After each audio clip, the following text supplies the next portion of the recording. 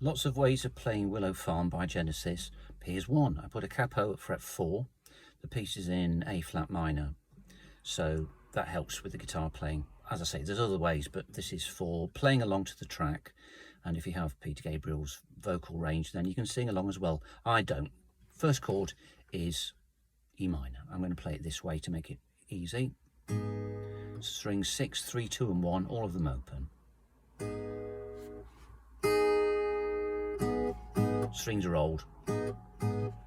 First chord. Next chord, G major, string 6 fret 3 and open strings 4, 3 and 2. So start of the piece, relatively easy, but it still takes some coordination. Strings 6, 4, 3 and 2. There's a lot of that in the piece. And if you want to know about it right now, I tend to play slightly detached, but not staccato. Most of the time I'm playing 1, 2, 3, 4, like that. E minor. If you go down to Willow Farm. Next, B minor. String 5 fret 2 and string 4 and 3 at fret 4. String 2 at fret 3. So you have an A minor shape with not a bar A because you don't need it, but the tip of the first finger on string 5 fret 2. I certainly would advise avoiding bar A's if at all possible, as long as it doesn't ruin the texture or spoil it. Now I'm playing strings 5, 4, 3, 2 together twice. Then on to D major, string 3 fret 2, string 1 fret 2, and then finally with the third finger, string 2 fret 3. Now I'm plucking 4, 3, 2, 1. Next chord is C sharp minor. String 5 fret 4, first finger. String 2 fret 5, second finger. String 3 fret 6, third finger. No little finger needed, not in this arrangement. And then we play strings 5, 3 and 2. So it's a thumb and 2 fingers. Then we have a B5 or B power chord. It's a B, which is string 5 fret 2, an F sharp, which is string 1 fret 2, and another B, which is string 3 fret 4. Notice I'm talking as if I don't have a capo on because it's less confusing on the whole. And then you pluck those stopped strings. So you're plucking 5, 3 and 1 together. I use thumb, index and ring, but you could just use thumb and middle if you wanted, but to me it's more logical to do it that way. Then a B major, so it's the same shape, but now put the little finger down on the D sharp, which would be here, string 2 fret 4. And now I'm plucking 5, 3 and 2. There's a little harmony line that you can put in at this point on Open Your Eyes,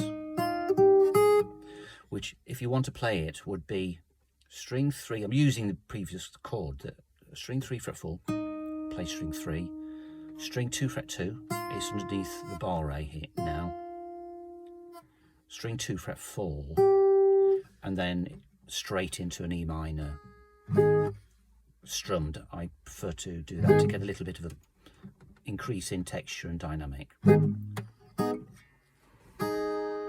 Really, I'm going to struggle with this tuning. The strings are old and they are not behaving, but there we go, my fault. So from the beginning, E minor. If you go down to G, Willow Farm, to look, B minor for butterflies, D, gutterflies. I've got a flutterflies, gutterflies, sorry. And then I won't bother with the, I'll just keep on with the B. Open your eyes. So 2 strums of E minor, or 2 strums of E minor, but a thick one and a thin one. I'm talking of texture. If you do play 4, 3, 2 and 1 plucked after the first strum, it's logical in that it leads into the next section. The thumb and the fingers are ready with this 4 voice texture to play the next chord, which is B major, but it has a D sharp in the bass. So for those who like their theory, so it's B first inversion, and we have string 1 fret 2, use a 3rd finger, string 4 fret 1, and play strings 4, 2 and 1.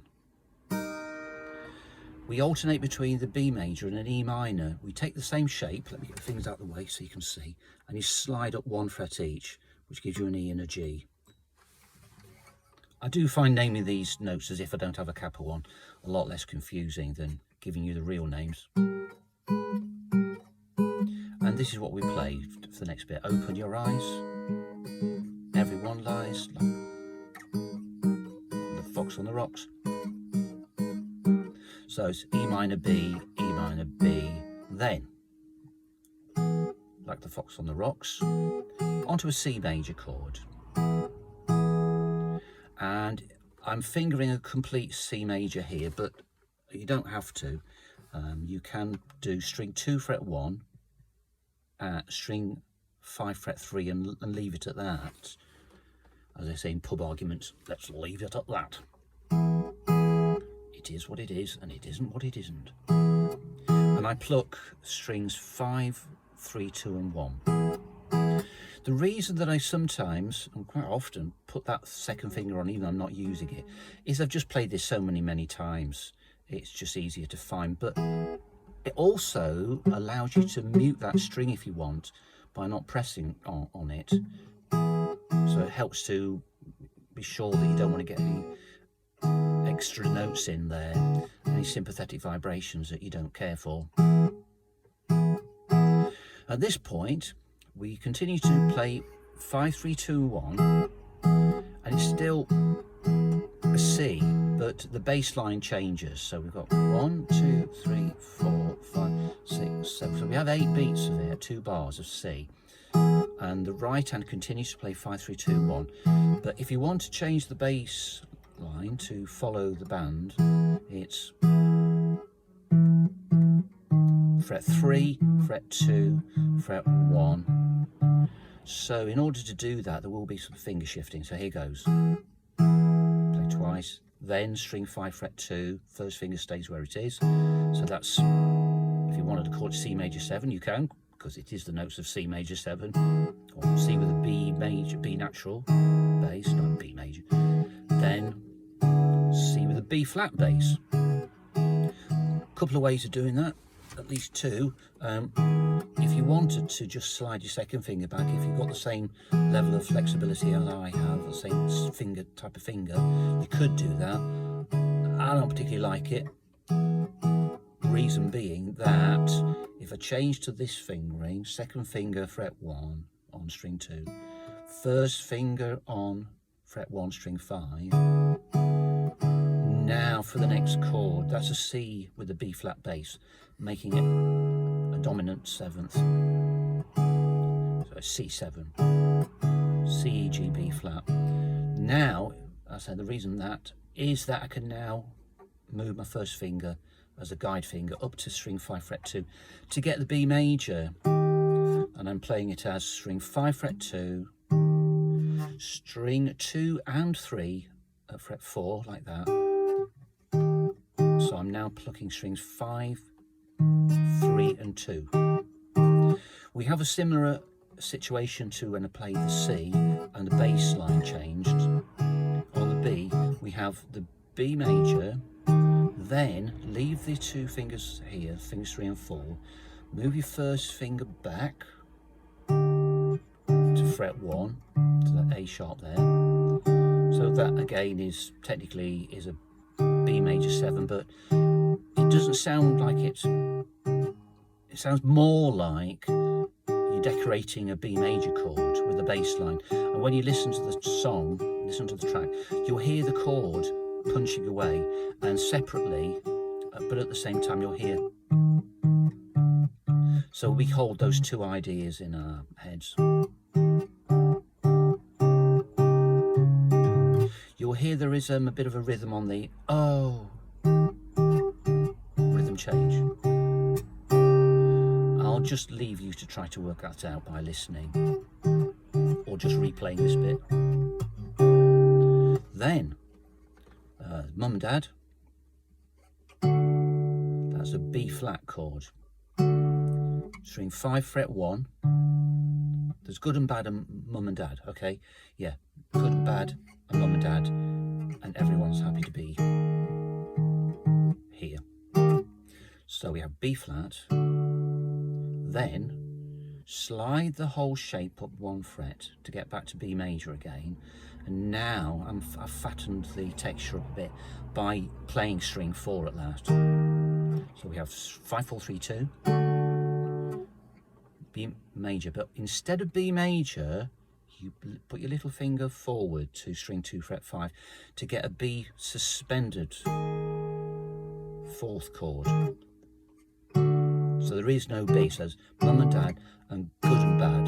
There's no B there, so straight from B flat to B sus4. Then, leaving the little finger where it is, the fingers 1, 2 and 3 again move up 1 fret to get a C major. So it's the same shape as B major, and then we slide them back again to get the B sus4 again, and then the little finger slides back to meet them. So putting all of that into one little piece, here we have, so we have mum and dad and good and bad, and everyone's happy to be here. On the word here, if you want to do the octaves, because you hear the main idea at that point is and the in particular is one of the reasons for sure that Tony Banks, is it Tony Banks? Yes. Said that this idea for the song's rather ugly, but it's great. It sounds rather sinister, doesn't it? Because instead of, you know, if you go down to the woods today, it's got a bit of a feel of that, hasn't it? A teddy bear's picnic gone wrong is the sort of the feel for the song for me. So that bit there is octaves. It's G and F. So it's a different scale pattern, more Phrygian.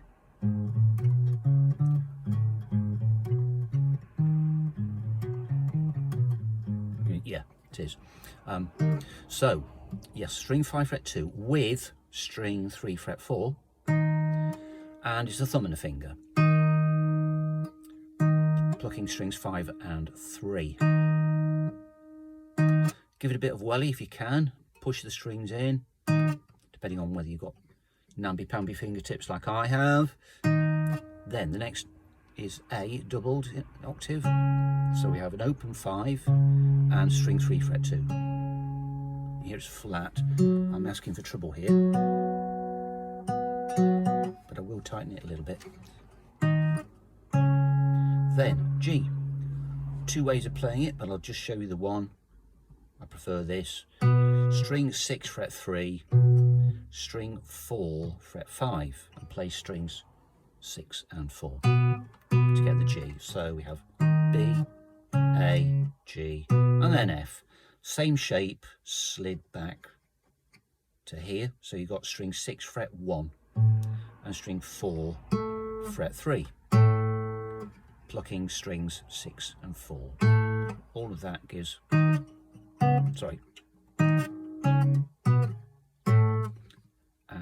that's the big chunk of the song done. I'll go from the beginning. E minor, G, B minor, D, C sharp minor, B5, B major, B, E minor, B, E minor. I think I missed out telling you that, didn't I? Boo-hoo. It's a B minor there. So after E minor, B, E minor. Everyone lies like the fox. Like the fox. It's a B minor, which is string 5 fret 2, string 1 fret 2. It'll certainly test whether anybody's been watching all of this all the way through. String 2 fret 3. We've removed the D sharp, so we've immediately darkened major to minor, because that's how I hear it. And then see with the B bass, C with the B flat bass, B major, A sharp there. If you don't like reaching for that because you can't make the stretch, well, you don't have to. It's not a terrible crime, but just keep at it.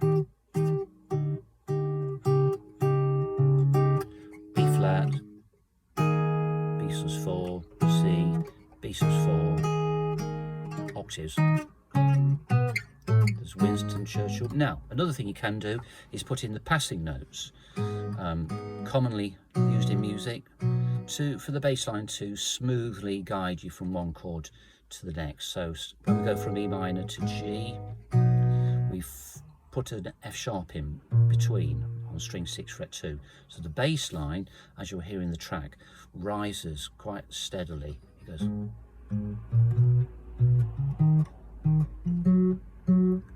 After that, as I say, it's a bit obscured, but I believe it's that. Pretty much. Nice.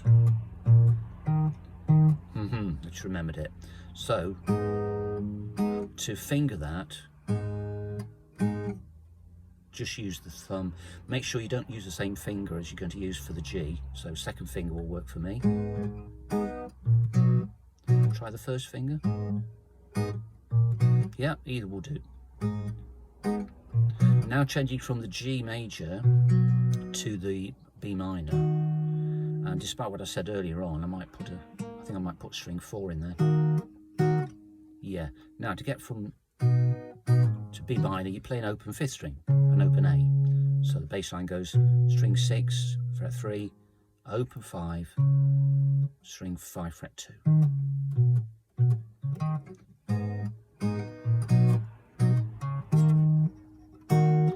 To get from B minor to D, we can fill in a passing note there also, which is a C sharp, so string 5 fret 4. And then we're on to D. To make it smooth, probably little finger would be best. Or, if you're happy with doing bar A's, you could use the 3rd. Let's assume that you don't like doing a bar A, so let's have a look. Little finger. I have the D shape ready, and you can't see it very well there, but the D shape, I've just lifted it. It's just prepared, ready to drop down.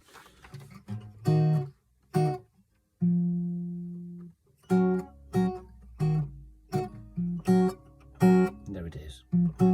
I've got a little bit of trouble there releasing the tension at my little finger. You notice how it stays straight, but it's pretty loose.